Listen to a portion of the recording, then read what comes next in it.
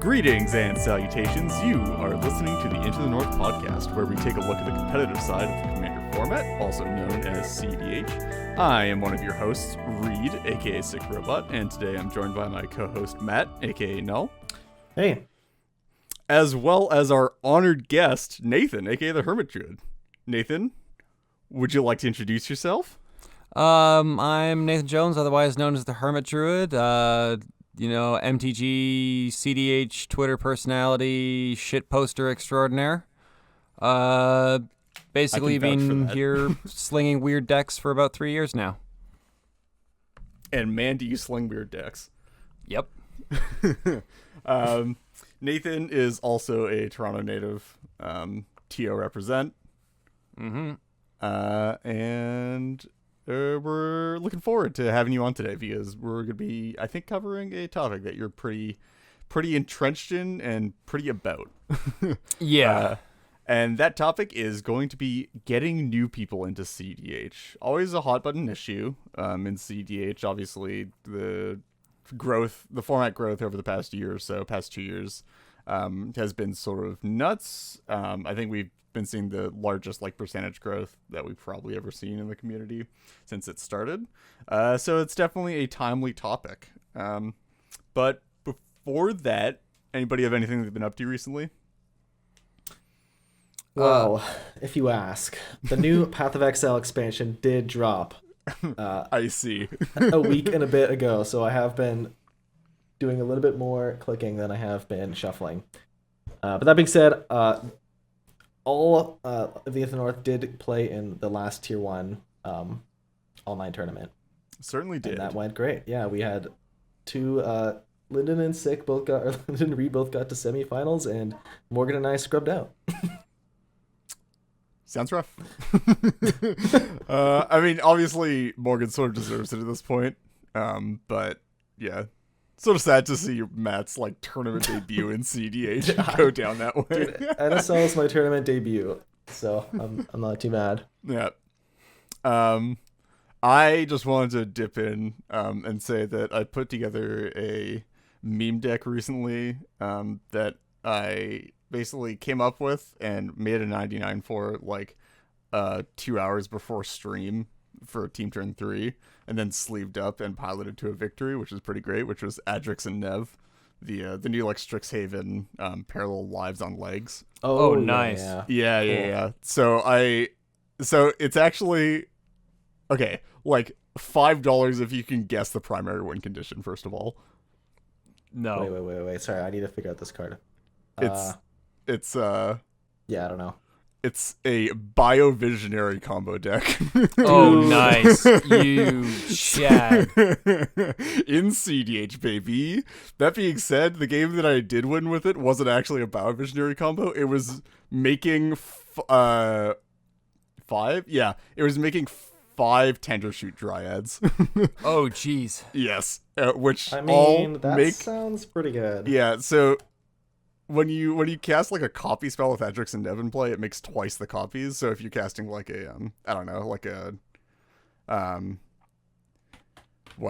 can't actually name any of them, but you know what I'm talking about, instant sorcerers that make a copy. I mean, I was looking at making a Karuga version of them and just making double parallel lives Karuga tokens. Oh yes. Had to say the K word. Oh yeah, no, it's anything is as a possible Karuga deck to me. But seriously, make a whole bunch of tokens. Yeah. Oh yeah. So the big thing that I really liked about it was just the fact that you can the fact that when you make copies of Tendershoot Dryad, especially when you make multiple copies of Tendershoot Dryad with an Adrix and Nev in play, is that they all pump each other's saplings and they all make more saplings than they would usually. So you get this exponential growth of power from copying them. So yeah, pretty nuts. Anyway, without further ado, I think we should hop into housekeeping, get that done. For housekeeping, we have 2 new patrons for this episode. We have Tim B. And Medi D. I hope I said that right. You rock. Roche. You are a signet, as somebody in our last YouTube comment section Oh, yeah. Nice. said. Nice. Yeah, as always, I mean, patrons help us support the podcast, pay for audio equipment, some editing, help us increase quality of the podcast, et cetera, et cetera, et cetera. I know I'm brushing this off, but again, you guys are all super valuable, and we couldn't do it without you, so thanks. Thank you. As for new developments, we talked about Tier 1 Con earlier. We did all enter. That was fun. Wasn't super fun waking up at like 5:30 to do player meeting stuff. What are you but talking it about? was fun. That was the best part. Was fun.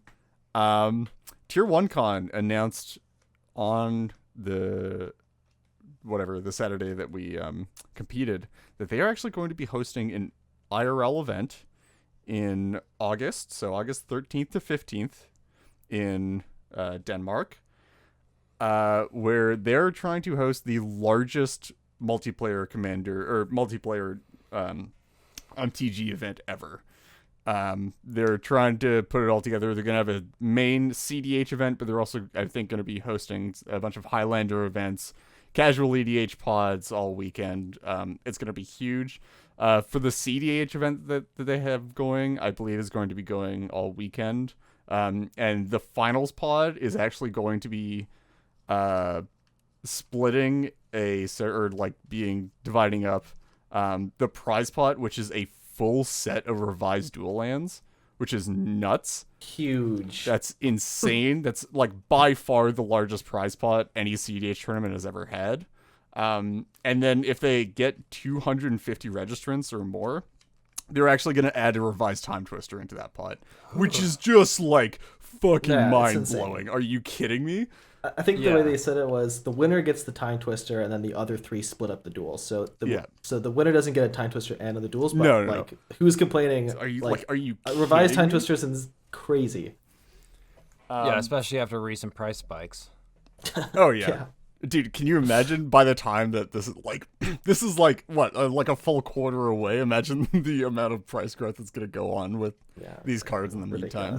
Anyway, if you're safe and vaccinated and good to go by that point in time, again, August 13th to 15th, definitely check it out. Go check out Tier 1 Con website. They have a Discord server. We'll link all that stuff in the description. Check it out because it's going to be sick. And there's a chance that we might be attending. So if you want to meet us. I believe based on Denmark's announced vaccine rollout, it'll be... From what they said, it'll be complete by the time the summer rolls around. So if you guys are worried about being safe, it sounds like it'll be safe. Yep. But yeah, so that all out of the way. Our main topic. Getting new players, new people, new faces, new bodies, new people to abuse and take wins off of into cEDH. Disclaimer, that's not actually how we talk about them. Come on. Be respectful, everyone. But yeah.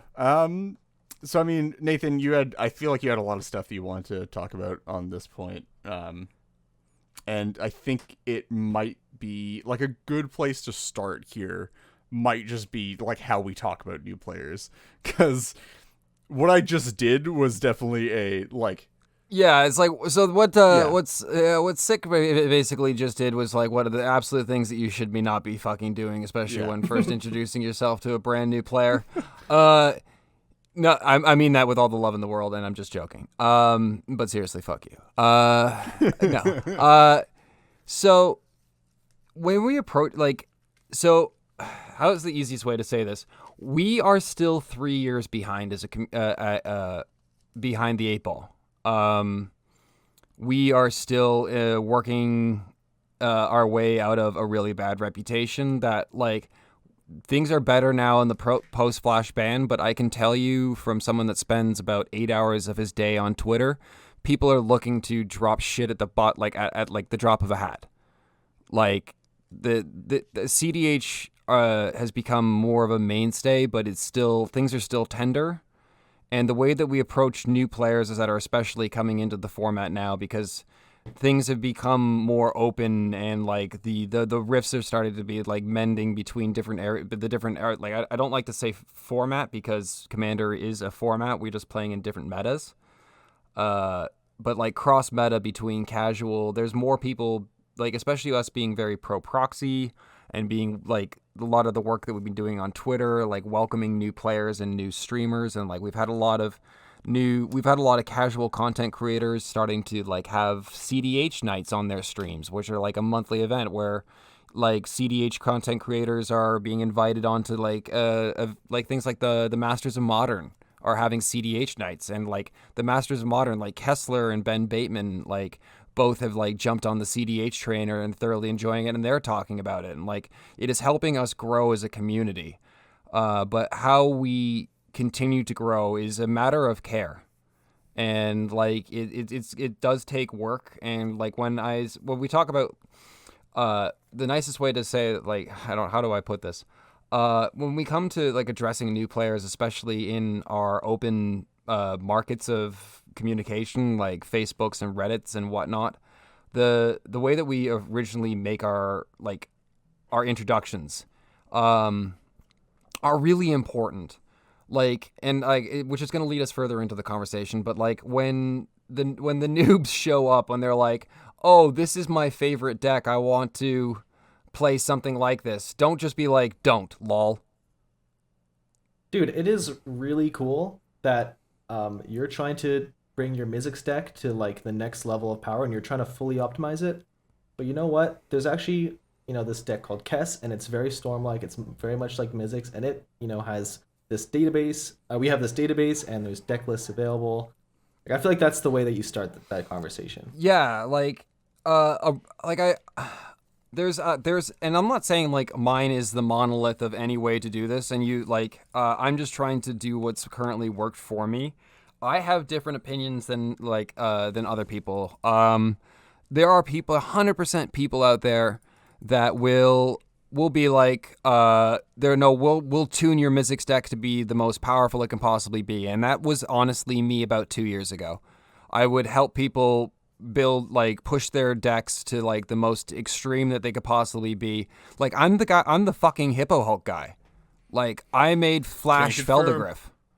Like, I will push anything to the absolute degree. But like at a certain level, there is a realistic nature of like, I retired Feldegriff Flash Hulk when Flash died because the deck doesn't work without it.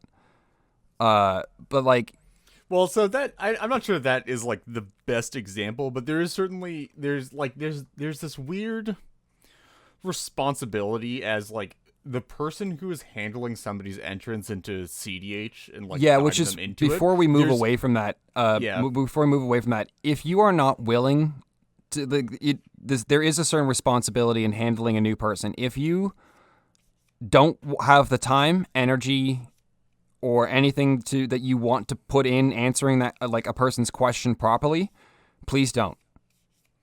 Yeah, tag somebody who will. It's much better to making it an offhand comment and turning it into an inside joke is just the worst possible way of approaching that. It's so much better to leave a question unanswered for like even like a day or so, and like then let somebody who actually cares about it and has the experience and whatever to go in and like handle it gracefully than just like drop an offhand comment a second after they post the question and have them just never come back.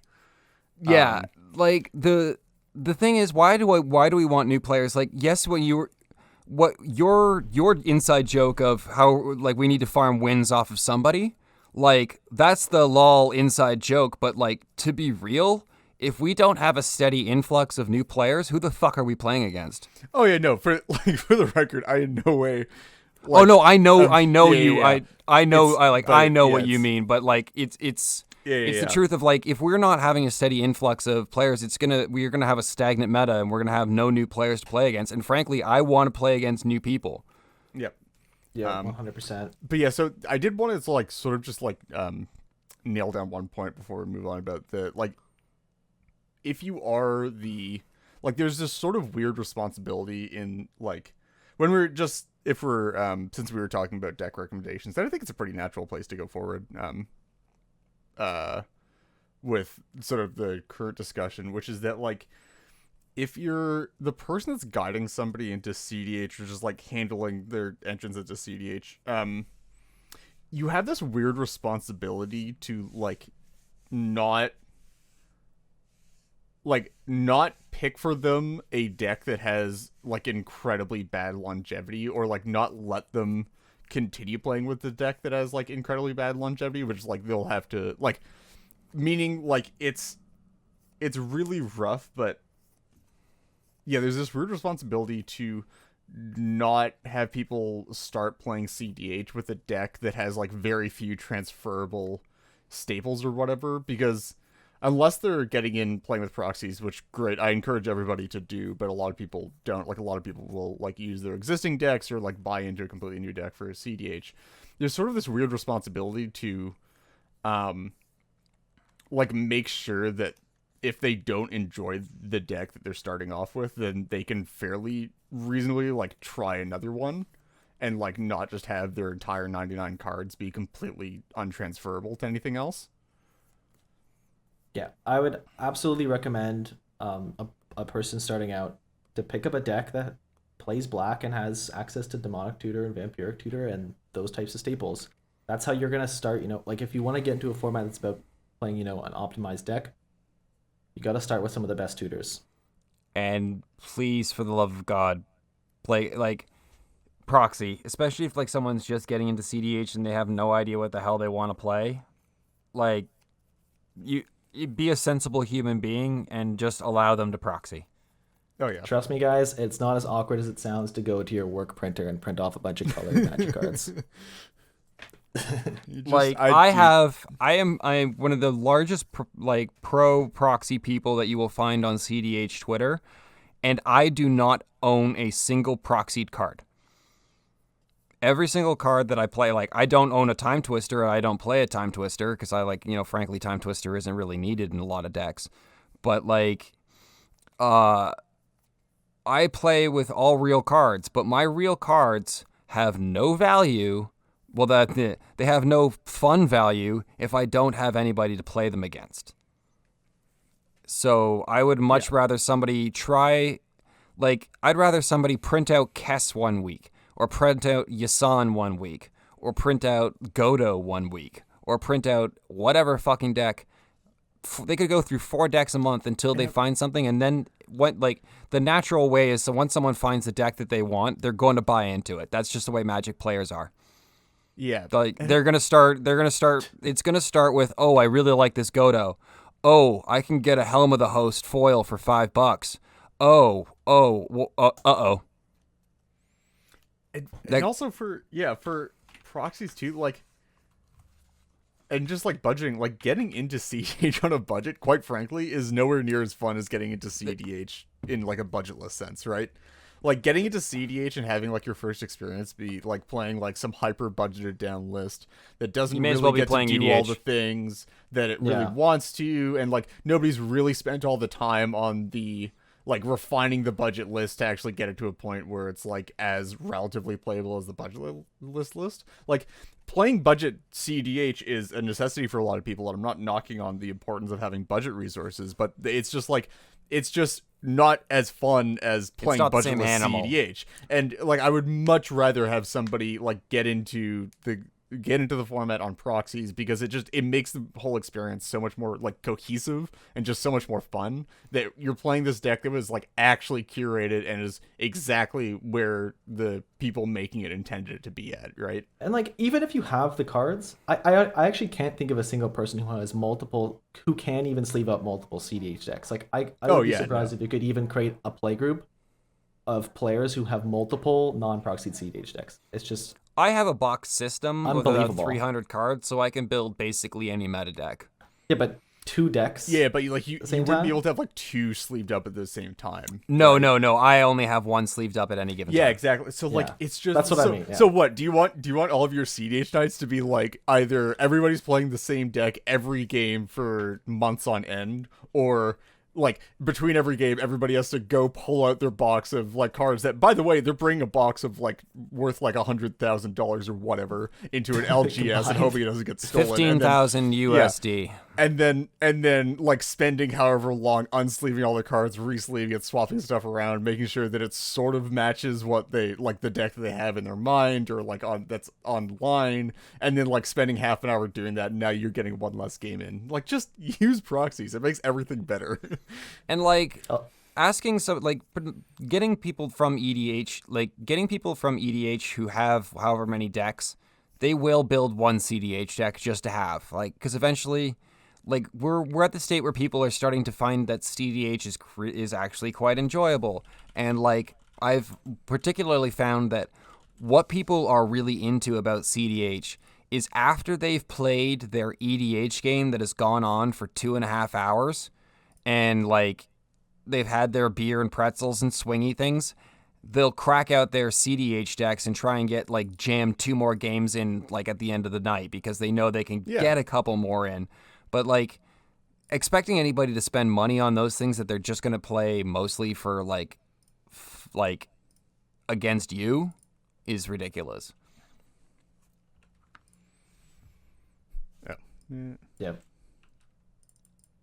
Also, you're gonna have to give me that source on that $5 foil helm of the host, because I'm looking at a $40 price tag right now. Oh, is really? I see. That's a problem on me because like I packed a whole bunch of Dominaria and I had like 5 Helm of the Hosts. And like I had 2 foils, but I got rid of them because I didn't use them. So I guess now they're $40 and I'm an idiot. Investments, yeah. I think some people forget that Magic might have a very like low age entry, but EDH has cards that are like almost 30 years old. Yeah, that are actively played. Like it's a wide range of people, and it costs money. Own and play with cards that are older than I am. I am old enough that I remember when Magic the Gathering came out, but you guys are a lot younger than I am. Oh, nice. That's kind of cool though. Yeah, I remember my first decks that I picked up were basically just it hurts me to talk about it, but I remember my first like decks that I'd build from cracking packs were just like alpha lightning bolts and like recalls, and it was just like draw cards, bolt, draw cards, because they didn't like have the 4 of a kind rule when it first came out. So like all you do is just fill your deck full of lightning bolts and just like murder people. That sounds miserable. Oh yeah, it was hilarious.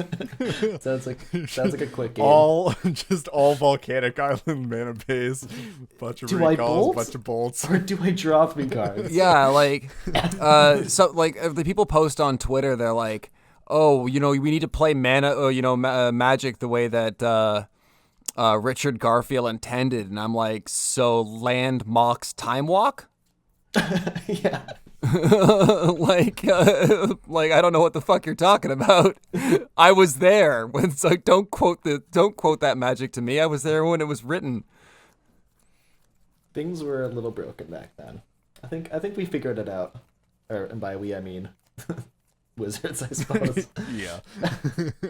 Just, generally. They haven't quite fine-tuned it yet, but they're getting there. Yeah, so I think we covered proxies fairly comprehensively. The verdict basically being do. Yes, proxy, yes. Do the proxy thing. Do it. Encourage people to do it. Especially for new beginners. Yeah. It's like if going you are forward, a person that is a stickler for people buying it, if they like the deck, they're going to. Yeah. It's just the nature of Magic players. And also, like, proxies they're only going to become more necessary as time goes on. Like, the format only gets more expensive, even if you discount like all of the reserve list stuff. Like, cards just in general, like the inflation of the decks. Wizards doesn't reprint absolutely everything that they need to, and there are just some cards that just go without reprints forever, and like it's just going to get more expensive. Fetches are upwards of like $70 right now. Yep. Like that's not a cheap. Even my casual decks needs to run a full set of fetches. Yeah. I don't know about you. I mean, Lyndon would know this more than anyone, but you build like a $100 budget deck, and then you look at it a week later, and it's like $150. Yep. Yeah, so so Hackball, we used to have 3 tiers of budgeting for Hackball. And the tiers were like $50, $100, $150, which for anybody who has played cEDH knows that that's an insanely low sum of money to build like a cEDH deck on. I think I checked like a year ago, and those were now at like $100, like $175, and like almost $300. So like the budget builds without any of the reserve list stuff had basically just like doubled in price. So yeah, proxies, more necessary as time goes on. Do the proxy thing, do it now. Let people proxy, because the format sort of just dies if you don't. Especially our meta. Our meta will just die. Yeah. But yeah, so I think like the next sort of place to go with this is sort of like helping people find the deck to proxy. Right? Or that's like, where like the time and care and like that I do comes in, because that requires talking to somebody. yeah. So actually okay, let's actually pull back on this for a second. We can get into this like right away, but I think there's sort of like two ways that you can go when you're getting somebody into cEDH, right? Which is like it usually sort of just breaks down into somebody who's like naturally progressed just from like power, like arms races in their local play groups or whatever, into cEDH, or somebody who's coming into cEDH effectively like either completely blind or just without like existing like entrenched EDH experience to some degree. And usually the difference between those two is somebody who's coming up from like lower powered EDH, more casual style EDH, is typically going to like have a deck that they want help optimizing. Like they'll already have a deck in mind and they want optimization help for it. And will typically ask around for like, hey, what's the best X deck? Whereas somebody coming into the format for the first time will typically like have the question of more, hey, what's the best deck in the format? Or hey, like, is there like a deck of this style? Is there a deck like this that I can play? So I think we'll cover both of those. But yeah, first, I think we'll cover the second case first. Sorry, guys, I should have done this the other way around. Listener, don't get confused. We'll cover the second case first, which is the covering the case where somebody is coming into the format and is just blind asking for a deck to play and doesn't really have an existing deck they want optimized. So if they're not asking for a specific deck, maybe don't suggest them a specific deck. Provide them access to the best deck. That's kind of my take, I guess. What I generally like to do is ask them what are your 3 favorite commanders? What do you like to do in a game? And like they'll tell you their commanders. You can generally get a look at stuff like, oh, I like black-green sacrifice. I like aristocrats. I like this kind of stuff. And they're like, oh, if you like aristocrats, you're like sacrificing and black-green stuff, like you should check out Varol's Hulk. Or you can lead them into like if they give you like a couple Nathan, of can I just say that you're out here just representing Varol's and just recommending it to new players? Oh, it was my first deck.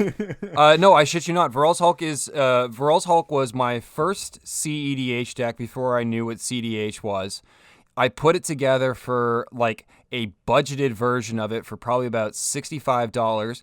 It has a straight ahead game plan of. In that case, I'm intensely sorry that I never updated that budget list forever and put it's fine. Work into it. But it was a fantastic deck with like a singular game plan of reanimate Hulk, sacrifice Hulk, and like I was closing out games on turn 3.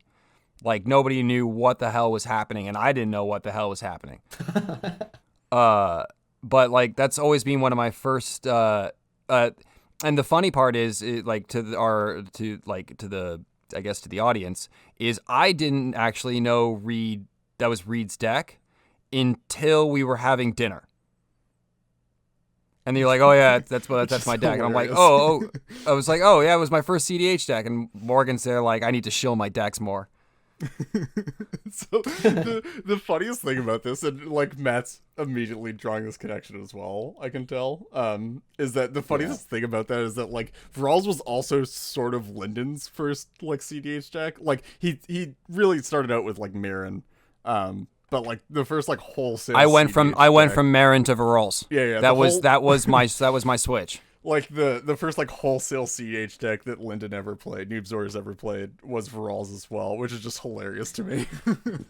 The second deck that I played, because I am very in, which is I've also got other people into, and like some people are like, oh, I like playing politics, and I'm like, well, if you like playing politics, then holy shit, have I got a Tassiger list for you.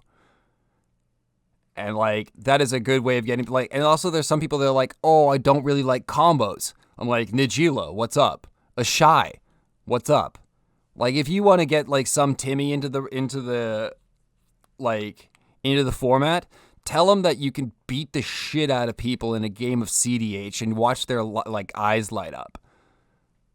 Like I've just straight up told like some of my casual friends, I'm like, oh yeah, like cEDH deck, play Jessica, Shy, just like play tempo, and then like eventually just like go pure JoJo's and just like muda people in the fucking face.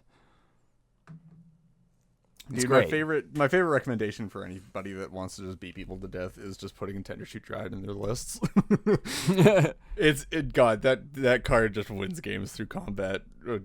Like ridiculous percentage of the time compared to any other like singular card. We actually, though, like in the past year or so, this is getting off topic, that's fine. You know what, I'm the host this time. Linda's not here to get me back on topic. I'm going on a tangent. In the past like year or two, we've actually gotten a lot more options for just like beating people to death efficiently, actually. Oh yeah. And it's sort of ridiculous. Like Jessica is a big one, just like tripling damage from the command zone and just like Dargo. making people dead is pretty good. Yeah, Dargo. Yeah. I mean, we'll combine them. There's also Kedis. Yeah. Kedis does like it. just split damage. So if you have just like a big duder, like you don't get the commander damage, but you can just like dead people with large amounts of damage because you can split it among the entire table in the command zone. Not bad. And then just like stuff like Ishai. I was playing. I don't know, Nathan, if you saw this list that I was playing for a while in the Hulk era, which was Ishai Timna with. Oh, yeah?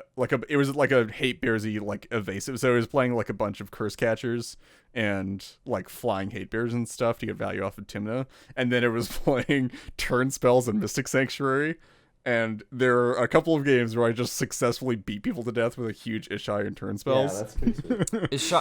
Ishai beats are a real thing, and like I would be letting down a lot of people if I didn't mention Shabrazz beats.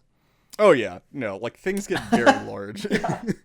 I would be letting it down a whole community of people if I didn't mention Shabrazz beats. But yeah, there's just more options than ever. There are so many options that like like I can imagine like taking people back to like the Flash era, and they're like, I want to get into the format. What should I play? It's like Tina Thrasio's Flash.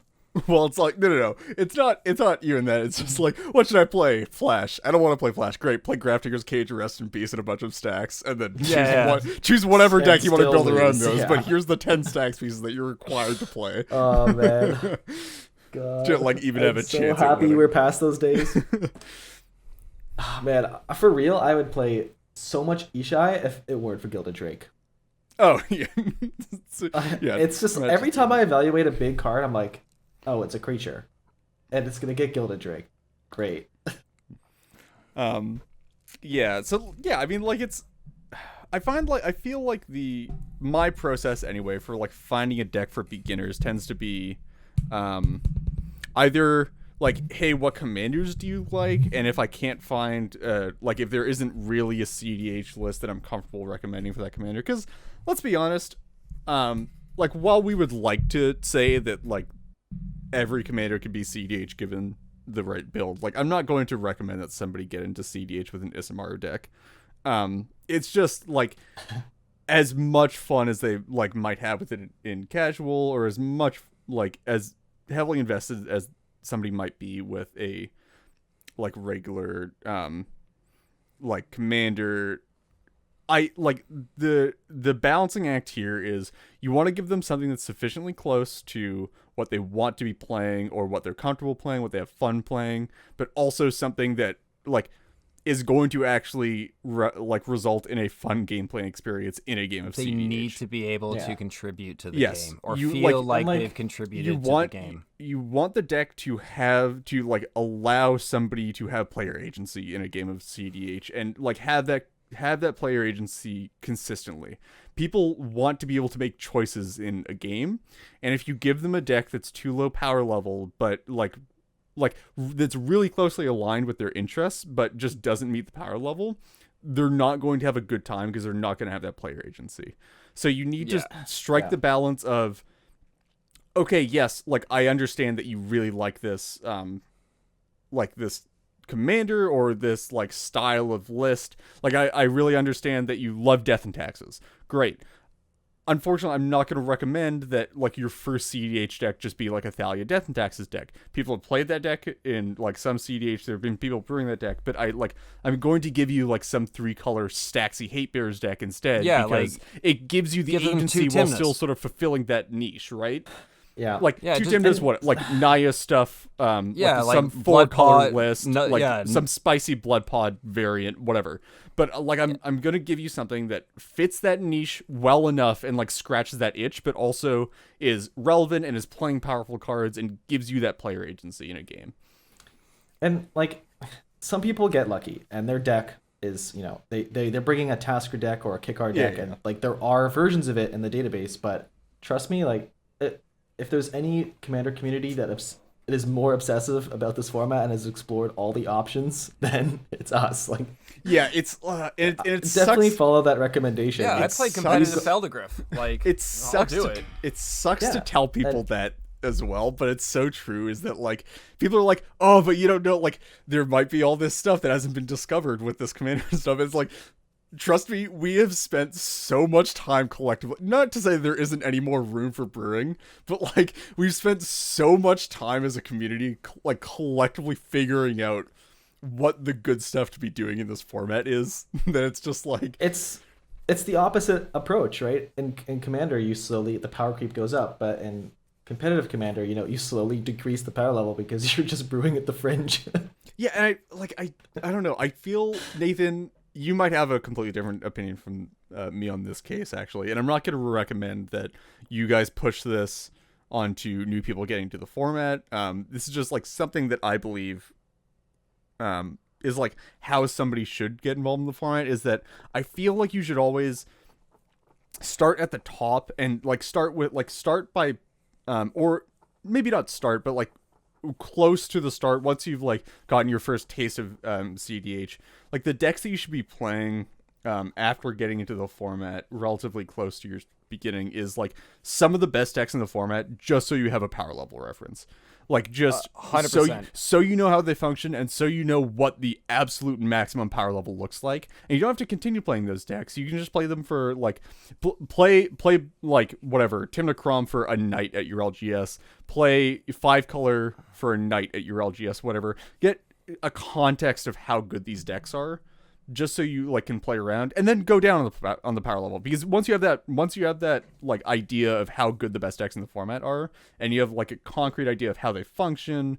you've played them, you understand generally how they work, then like playing the lower level lower power level decks, or like more situational decks, you have so much more fun, because you know how to like sort of relatively how to build them, what like powerful should feel like. Yeah, it's like I get a lot of people asking me like, "Oh, I want to brew a cEDH deck," and I'm like, "That's the worst fucking thing that you should possibly do." Like, like, "Oh, I want to get into cEDH. I want to brew a deck. Help me brew a deck." I'm like, "Absolutely not. What you're gonna do is you're going to play this deck until you understand it, and then you're gonna go ahead and figure something else out for yourself." And that's just so opposite to the format, but in like a good way. I'm not trying to be like negative here. It's just like, that's just like the opposite mentality of EDH, like traditional EDH, and like I don't know, that should be exciting. I think it is to us at least. Yeah, and like there is so many decks that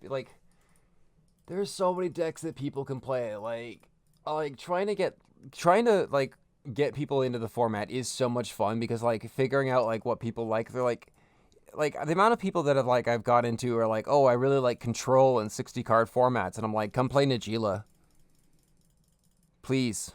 And they have a blast because they're like, "Protect the queen," and they end up beating the crap out of people with Najeela, and next thing you know, they're a 5-color degenerate.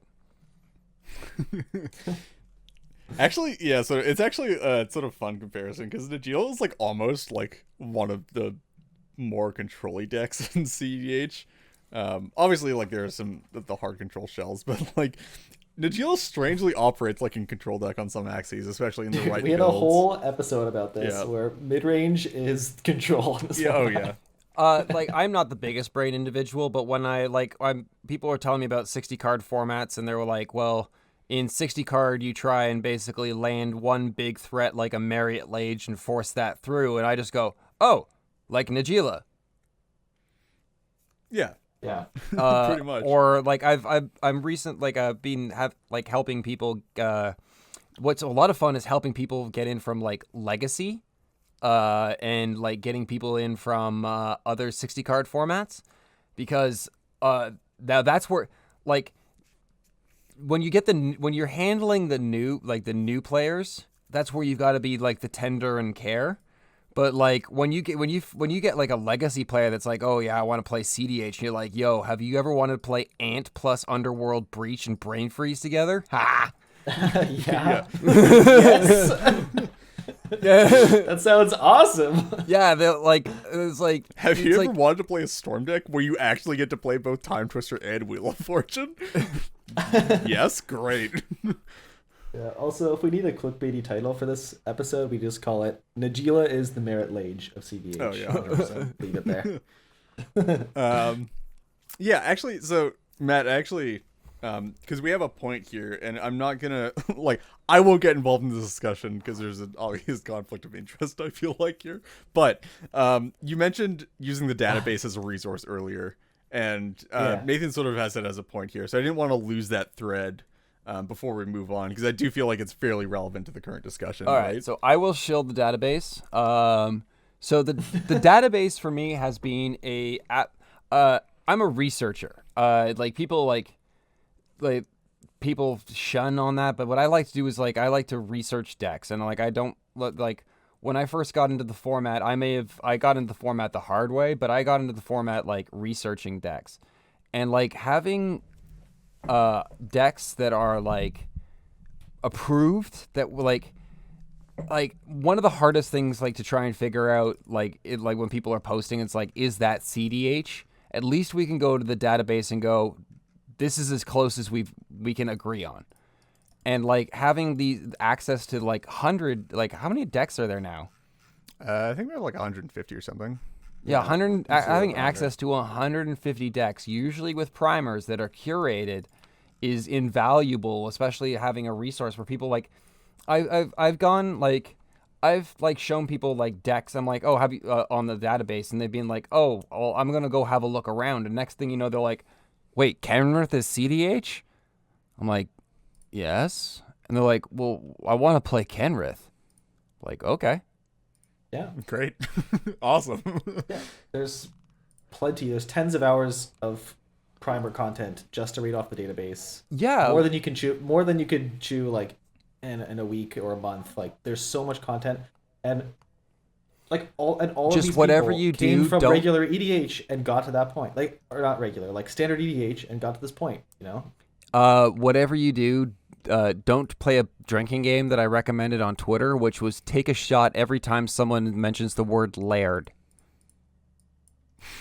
Thankfully, less of an issue now. I feel like that's That's that definitely. was But there was last definitely a point in year, time year where before. layered bean dip was just like the, just everything. So. As a chef, I'm a big fan of buzzwords, but my God, when I read those things, do I see laird and like, oh, laird is the big buzzword.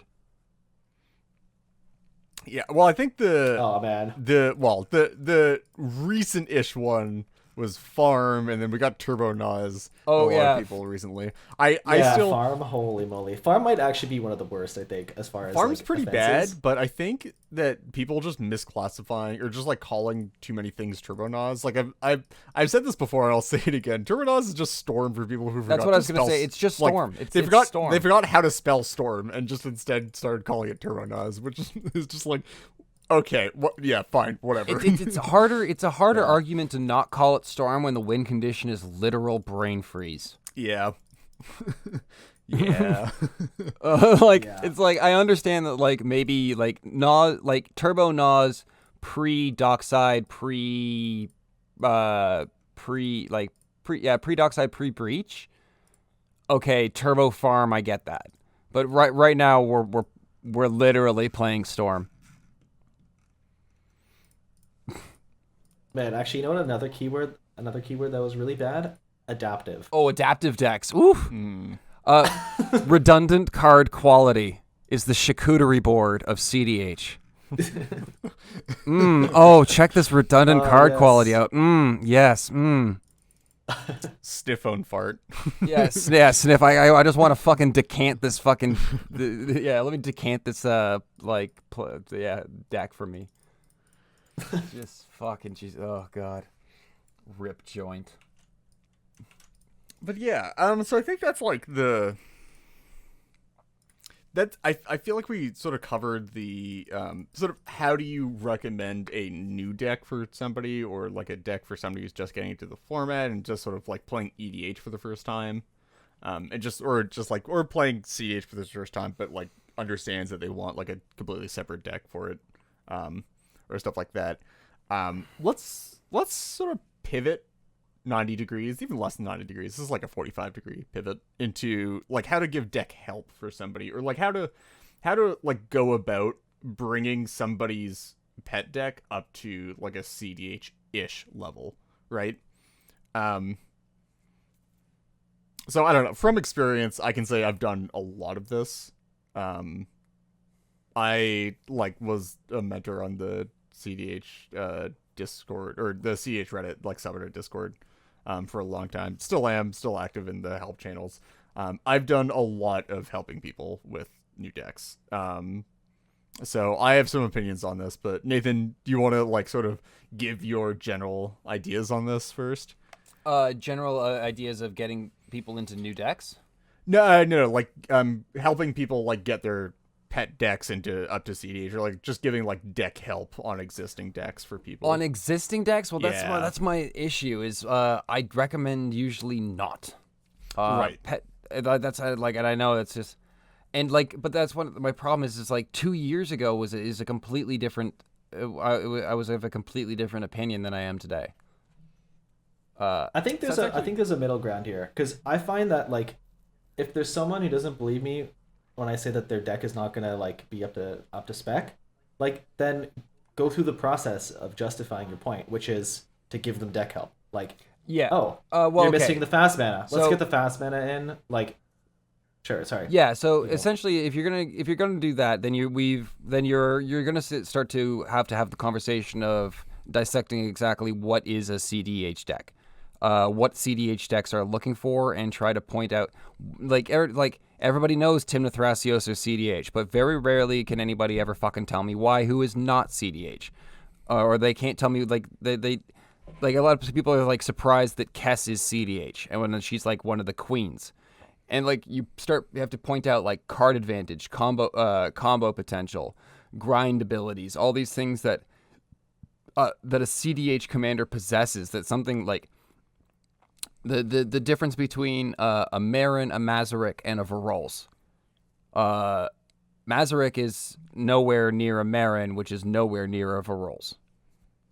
Like no matter like as strong as a Marin Hulk might be, it will never be like it might not. I don't think it'll ever be as fast or as consistent as a Varolz. I think that's a great illustration, because like strictly in how Hulk functions, right? You need to sack the Hulk, and it's very apparent out of the gate why Varolz is so much better than Marin. It's because you have half your card combo already set up for you. Yeah. Um, Whereas like trying to explain to someone why Tymna is so good, it's trying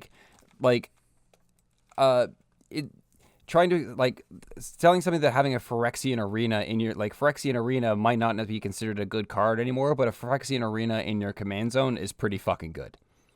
yeah, And like Imagine especially starting the game with a Phyrexian Arena every single time. I mean, like yeah, a bit different. That being said, Tymna, explaining why Tymna, independent of any of the other partners, is like a good commander though is like it is. I will say it's a bit more difficult to somebody who has no experience in the format, just because it's like there are so many factors that go into making Tymna a busted card that it's like it's just Even the it's simplest difficult to things. express them all, right? Like it has partners, so However, it's it's really it's- easy to explain Thrasios. oh yeah. Two, See you how just our say activating ability doesn't- 2 mana Simic Infinite Mana Outlet, and they're like, oh yeah, that makes sense. Yeah, that makes sense. Yeah, but Yeah. for Timna, it's like, so partner means that it's a 9th card in your opening hand instead of an 8th card.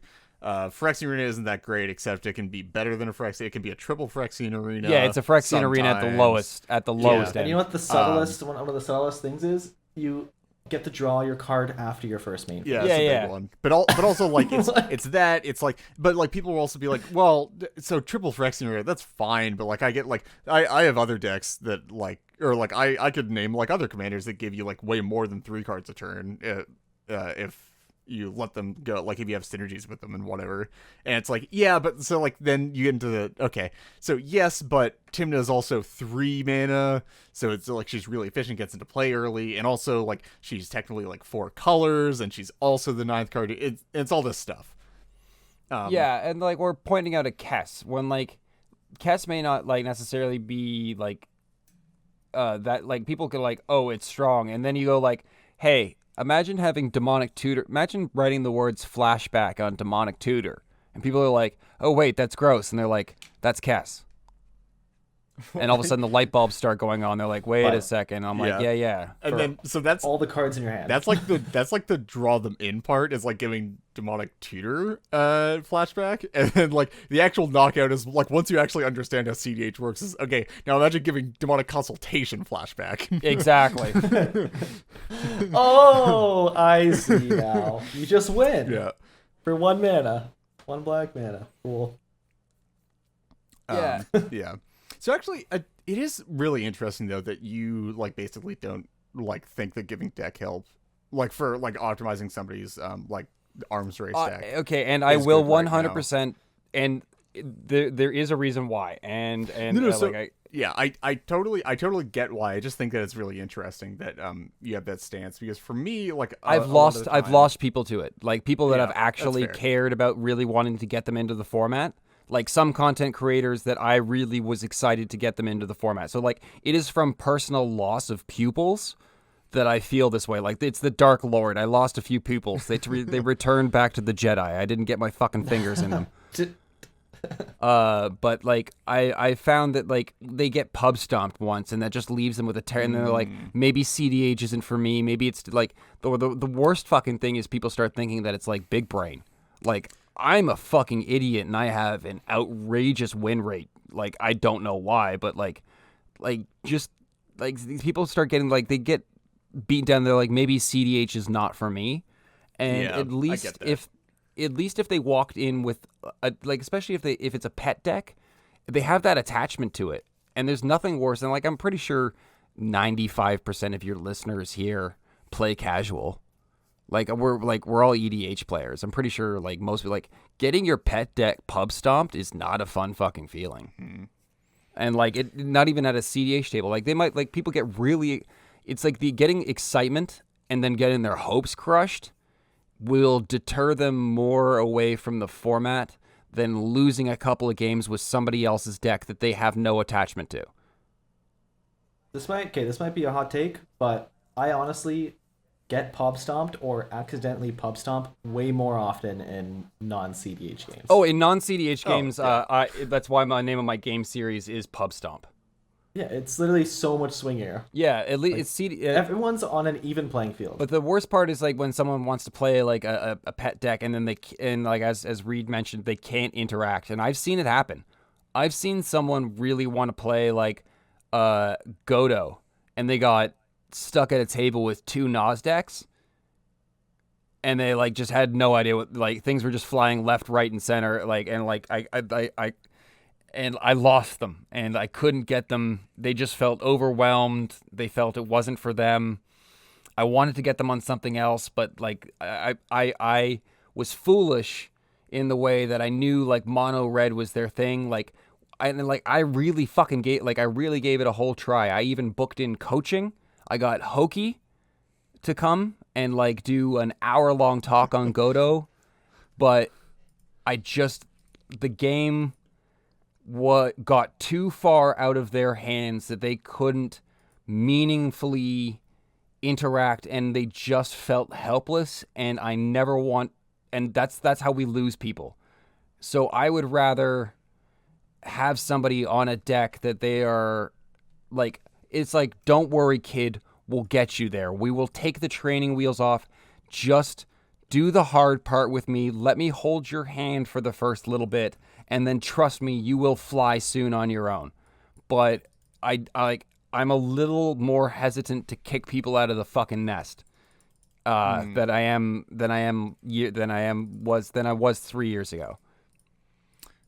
So I definitely get that. I feel like one of the ways that you can sort of improve that, though, and I'm not saying like I'm not for like full disclaimer here. I'm not saying that like you were doing it wrong or whatever, because that's bullshit. You were doing exactly what you wanted to do, and you realized that like you wanted to like help people through like a different manner to get into cEDH, right?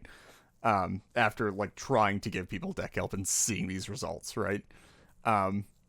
Yeah, this is not just like a thing that I slammed on immediately just because like deck not good. Like this is been like 2 years. I'm going, okay. Yeah. So what I think might be like a partial or like a difference maker in that process is sort of having a, how do I phrase this? Having sort of a tough love style approach to helping people like build out pet decks for cEDH, if that makes any sense. So like more like if they come to you and ask for help on how do I make my pet deck cEDH, how do I make Mizzix into cEDH, this is my Mizzix big spells list, how do I turn this into a cEDH deck? A lot of the time what I'll do is, if somebody is like really adamant about that, is I will like ask them, like, first of all, like just confirm with them that like really want to stay on Mizzix and that like we can't find a suitable replacement for them, because I think like I think the first thing that you always do is like see if they would also enjoy playing just a deck that is better.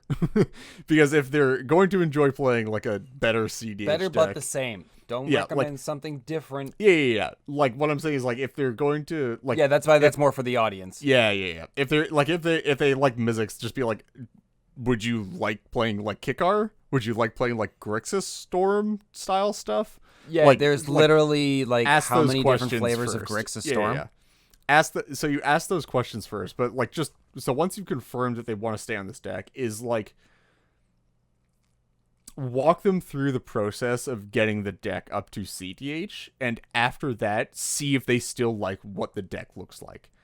And then like they can make the decision of like still playing or whatever, but like being pretty like once they've decided that they want to try to make this deck cEDH, like being pretty hard line on that, and like not really giving any flex as to like, you can let them have like pet cards in the deck and stuff, but like making sure that it's like, yeah, okay, so we're making this into a cEDH deck now, we're putting in all the staples, you're going to play all the good mana rocks, we're playing like a Jeweled Lotus, we're playing Mana Crypt, we're playing Soul Ring, we're playing Mana Vault, we're playing the Moxen that are legal, we're playing the Lotus Petal, we're playing all the good counter magic that you can get, we're playing all the tutors that we can get in these colors, and like we can maintain your big spell stuff, that's fine, like we can maintain the deck's core strategy as you brought it to us, but we're putting in all these staples and we're optimizing around that strategy to like the furthest extent that we can.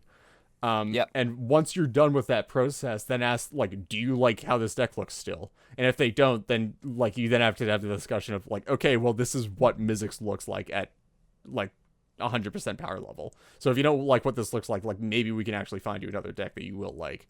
But I find that like a lot of the frustrations potentially with giving people deck help for either pet decks or decks that they just like want to like have a preconceived notion of what they want to bring into cEDH is people sort of like giving in and not sort of giving to them straight like, yeah, you're going to need to cut all of these cards and you're going to need to add in like all of these staples, and there's like no way around that for the first draft here, because I feel like sometimes people can get a bit soft on that and like just give suggestions, and be like, hey, you might want to play like these staples if you want to. And like I feel like a lot of the time, if you just let people like try to bring their unoptimized deck into a cEDH pod, they're just going to get pub stomped and it's going to feel bad. I've had to explain to people, like, if you're playing a jank deck, your card quality has to be even better. Yeah. Like, Hippo Hulk had no room for, like, stupid, like, it was already dumb enough. I'm already playing Feldegriff. Hippo was the cute card. It was the pet card. You don't have any room for other pet cards. There's nothing else. Like, yeah, Feldegriff is the pet card. The rest of the 99 was, like, the most brutal Bant Flash Hulk, like Shuffle Hulk shell you could possibly afford, with no exceptions. But yeah, so I don't know. That's sort of my opinion on how you have to give deck help for people trying to get into cEDH. And like, sort of to be honest, like where I am now is honestly just one step of frustration past where you are. Yeah. Unfortunately enough, I actually am patient with people trying to get into the format, so mine is a frustration of like of hurt of like it hasn't helped me.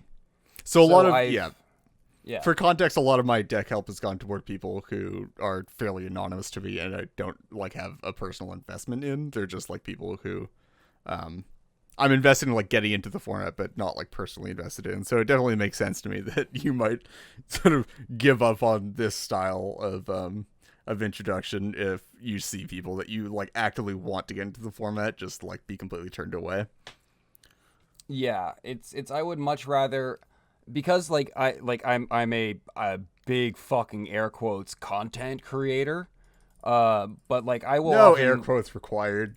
You're probably by views probably one of the largest cEDH content up creation there on groups. Definitely. By views maybe, but and that's really... dude, views, that's all that matters, baby. Clickbait, name of the game. Yeah, no, I see. I don't have any of that Moxfield clout. That's what matters. Wait, are you kidding me? Oh my god, Moxfield clout is like the most useless form of internet fake currency. Oh yeah, it's awesome. You got to get that. Moxfield.com. You need the trifecta. You need like you need that database clout. You need that Moxfield top 10 clout.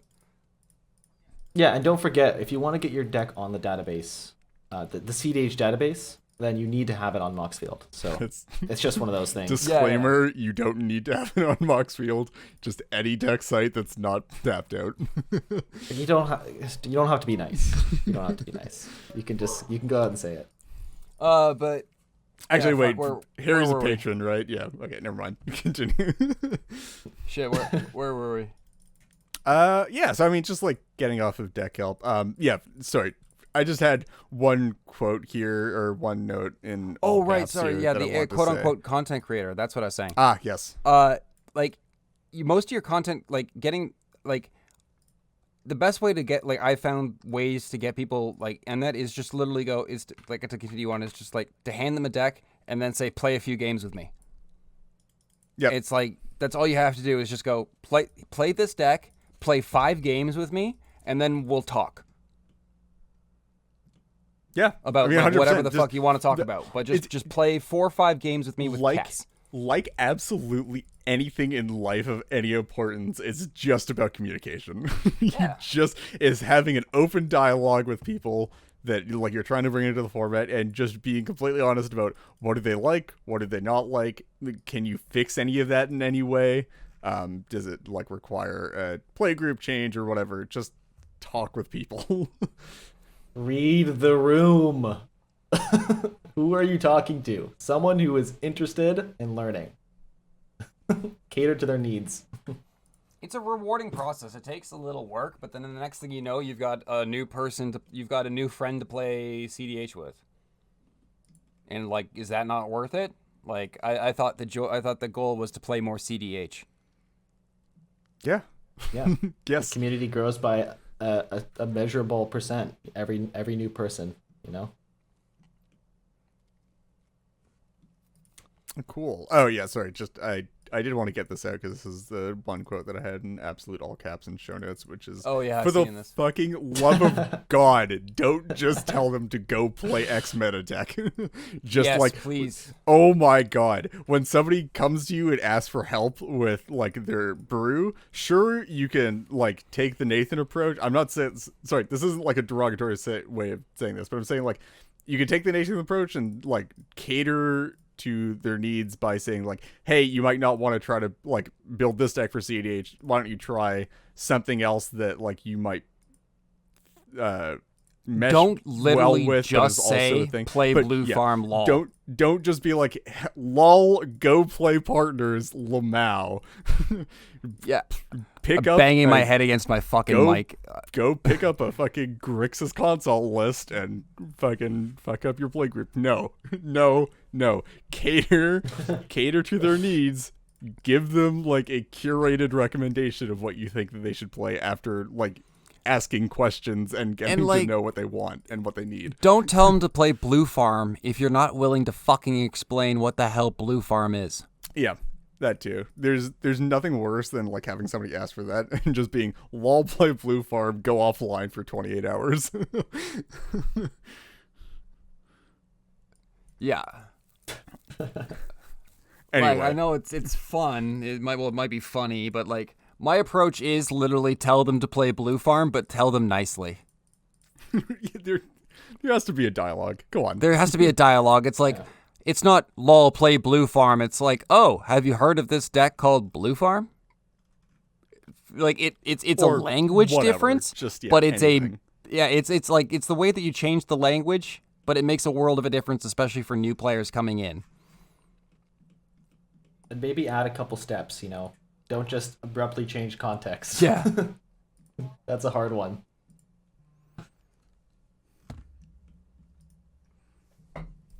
Yeah, so I think the next one that we have here, which is looking like sort of a good wrapping up portion for our main topic here, is helping to cater to like actual playstyle. So we've done all the, getting people into the format, getting them a deck in, like putting a deck in their hands, getting them to play a couple of games or whatever, getting them hooked.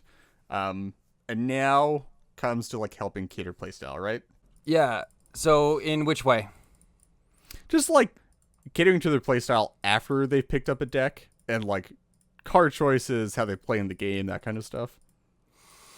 Well, Recommendations that's to new just people. that's just mentoring at that point. Well, yeah. Any tips Well, though? that's if you. That's this is now Sort we've of giving now we like a sending off point. Well, this. Okay, I'm gonna go out and say it. You're gonna have a hard time finding a battlecruiser deck in cEDH. Yeah. Plain and simple. Yeah. But that's not the full story, There are definitely certain parts about that playstyle that do have, equivalents in cEDH.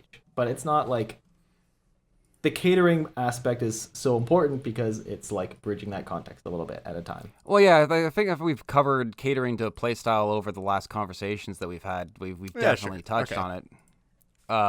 Yeah. Like that just sort of circles me back around to like if a person the finding how they like to play their decks will help them find a cEDH deck. Yeah. And like I was just more thinking about for this. Just like I think there's a way that you can sort of like in continuing to help somebody with cEDH like after they've gotten like the initial hook well, and explaining to them everything. why cEDH cards are cEDH cards and why they're good is a ongoing Oh conversation. yeah, I'm just saying I think there are some ways that you can sort of help them to like help themselves basically going forward. Well, one of the first things that I do is I tell them to subscribe to an amazing podcast called Into the North, where they can learn about an hour long on intense subjects such as card quality, different commanders, and they even do deep dives. That's the kind of shilling that money can't buy. Do we even have an hour-long episode? You can listen to hours-long episodes. You can listen to There hours. you go. You can listen to hours long of quality content. Like, and Actually- I'm like, okay, jokes aside, that also is a very fucking good piece of information to give people as your favorite content creators. Yeah. Because if that is a piece of sending off information that I could give somebody that will help them learn and grow further, is here's a deck, here's this. Also, here's a deck tech that like so and so the cEDH content creator did. Go watch this video and maybe follow their content. Next thing you know, they're like, oh, I really like this content creator. He does some great stuff. And then you go, oh, my job here's done, because now they're teaching themselves. There you go. But like recommending your favorite content creators. So like as much as I say like, haha, like subscribe to Into the North, seriously, tell them to subscribe to Into the North. Tell them to subscribe to cEDH TV. Tell them to subscribe to Rebel. Tell them to subscribe to anybody that is taking the time out of their day to do content, and people will start to teach themselves. Yeah. That's definitely step one. And you know what step two is? Rather than just listening to the conversation, get involved with the conversation. Yes. You know, get on the Discord, get on the subreddit, get on Twitter. Yep, I can definitely speak for Twitter, but that's only because I have my eye on everybody like an omnipresent fucking ready to bitch on people. Get absolutely elbows deep in the YouTube comment section of your favorite content creator. Oh yeah, whatever you do. Just with the absolute top quality cEDH discussions, I could tell you all happen in the YouTube comments. It's good for engagement too, so definitely comment. Dude, like and subscribe. Seriously, please. We're only like 25 away from 1,000. Yeah, anyway, cool. I think it's a good capstone to the topic. The main topic, anyway.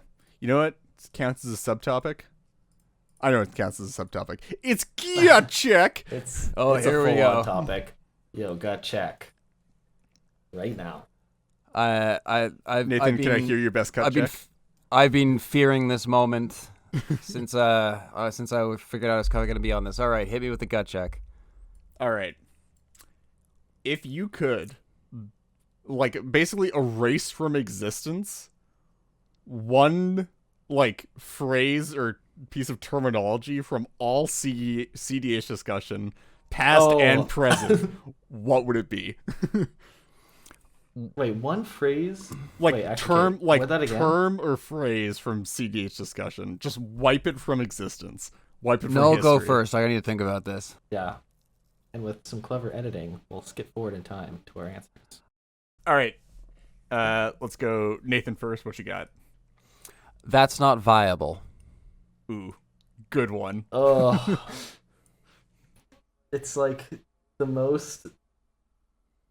It's just like the worst. It's like someone asks you a question and then you just say no immediately. Yeah, it's... Like full on shut down. Yeah, right, no, like slam multiple doors in their face. Yeah, just no. Like, you can explain why, but just people just like use it as like such a shorthand like answer. Like it's a shorthand cheap answer that just doesn't leave anybody feeling good about the answer. Like nobody likes that answer. You're not helping anybody. No. Just don't comment. Just it's fine. You don't actually have to say anything. It's fine. And sometimes it's so blatantly obvious that like we're not talking about viability in this conversation, like that. It's like, why did he even go and bother saying it? It's like, like just cut to the Timberlake meme of him staring at the camera. Yes. Yeah. All right, Matt, what you got? Okay, I got mine. I think it's a good one. But if I could remove from discussion ban list, I think this community would feel so much better. Because the worst thing that we could possibly do as a community is start a new format. Every time people ask me why something's banned, it took me 2 years to understand and to finally get my head around like the ban for like the reason why things are banned. And it's honestly a 15-minute conversation. Like, I just wish people would stop asking about it. It's not a competitive format. It was never meant to be. The ban list doesn't make sense. Shut up. Yeah.